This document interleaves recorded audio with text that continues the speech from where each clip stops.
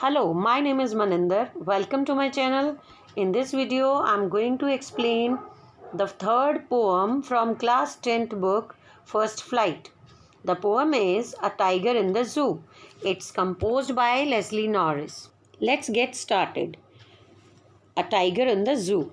He stalks in his vivid stripes the few steps of his cage on pads of velvet quiet in his quiet rage. In these lines, the poet tells how the tiger is moving in his cage. He stalks means walks proudly and slowly. Vivid means bright. Stripes are the lines in a pattern on its body. Pads, foot base. Rage means violent and uncontrolled anger.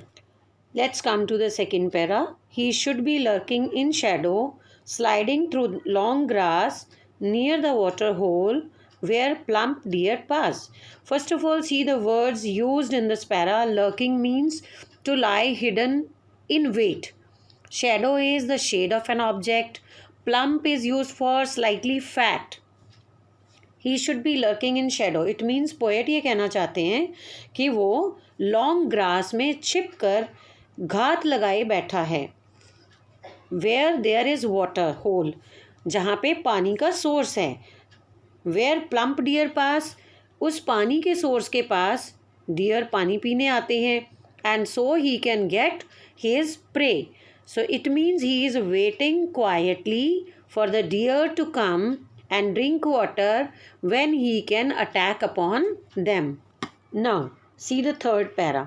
He should be snarling around houses at the jungle's edge, baring his white fangs, his claws, terrorizing the village. In this para, let's see the words first of all. Snarling means to growl, showing teeth. Edge means the end line of side of a blade. Baring means to show or expose. Fangs means sharp teeth with which an animal seizes and holds its prey. Terrorizing means to frighten or scare someone. Claws, sharp curved nails of an animal.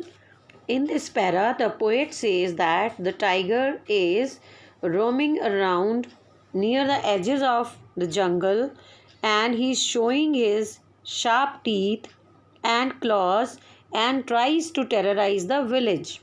यानी कि जंगल के चारों ओर किनारे पर बसे गांव के लोगों को धमकाते हुए टाइगर ये कहता है कि सावधान, मैं आ गया हूँ. Now look at the fourth para. But he is locked in a concrete cell, his strength behind bars, stalking the length of his cage, ignoring visitors. In this para, first of all, see the words concrete cell. Hard, strong building material is called concrete or cemented cell. Strength means power. Stalk means to walk slowly and proudly. Ignore means to refuse deliberately to look at somebody. The poet says that the tiger is trapped in a concrete cell and all his strength is behind the bars means वो कैद में है और अपनी ताकत का इस्तेमाल नहीं कर सकता. Stalking the length of his cage, धीरे धीरे वो उसी केज में चहलकदमी करता है. And ignoring visitors means visitors की तरफ नहीं देखता, उनको intentionally ignore करता है. Let's come to the last para.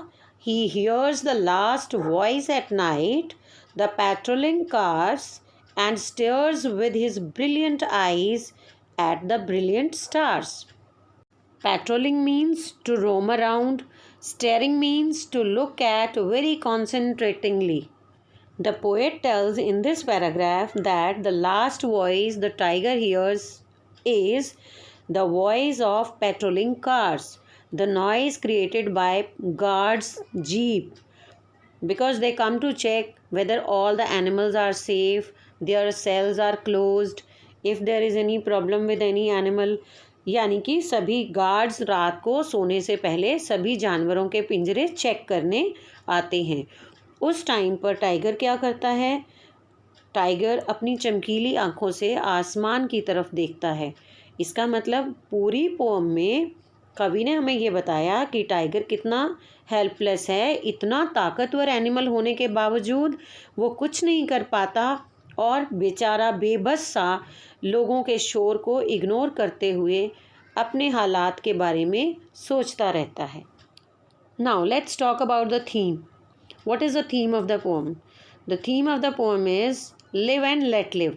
The poet urges to save wild animals, saying that we should not trap wild animals because if we remove them from their habitat, it will disturb the food chain and thereby the running of ecosystem. The tiger eats deer, and if we hunt or trap it, the number of deer will increase in the forest and it will create a shortage of food for the herbivores animals. What God has arranged, we should not try to interfere in that. Let's see the rhyme scheme of the poem.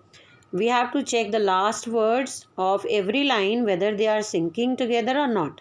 Stripes, cage, quiet, rage. This is A, B, C, B. Second and fourth line, last word are rhyming. So the rhyme scheme of the poem is A, B, C, B. Let's see the poetic devices used in the poem. First of all, it is personification. Personification is when human attribute is given to non-living things, animals or birds. Here we can see tiger is an animal, but it is referred to as he. So non-living things are made to speak, then it is called personification. Examples: lightning danced across the sky. Lightning can never dance, but it is made to behave like a human. The wind howled in the night. Third example is my alarm clock yells at me to get out of my bed every morning. Second poetic device is alliteration. Alliteration is the use of same letter or sound at the beginning of words that are placed closely. Stalks, stripes, behind, bars, he, hears. These can make us clear that alliteration is used here. Third poetic device is oxymoron. Oxymoron is the use of two words that seem to be opposite of each other, such as deafening silence, living death. In this poem, the poet has used quiet raise. When a tiger is angry, it cannot be quiet, but the poet is saying quiet raise. Although it is angry, but it cannot express its anger, therefore poet has used quiet raise. Fourth poetic device used by the poet is assonance. The effect created when two words are close together and have the same vowel sound but different consonants are used. Example: with, his, brilliant. In these words we can see vowel I is used prominently. Fifth poetic device used by the poet is enjambment. When a single thought continues in two or more lines without any punctuation marks, we call it enjambment. You can see this paragraph. He should be lurking in shadow, sliding through long grass near the water hole where plump deer pass. There is no punctuation mark. One thought is continuing in 4 lines. Next poetic device is imagery. Imagery is an art used in a poem to spark off the senses like sight, hearing, touch, taste, can respond to what a poet writes.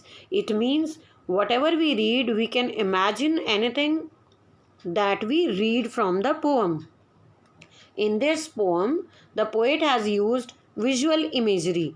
Visual imagery means that makes us think about colors, brightness, stripes and patterns have been used in this poem. We can easily imagine a tiger that has bright stripes on its body is waiting for its prey hiding in the long grass. I hope the poem is clear to you with its meaning, poetic devices and its theme. If you like the video, give a thumbs up, share and subscribe. Thank you.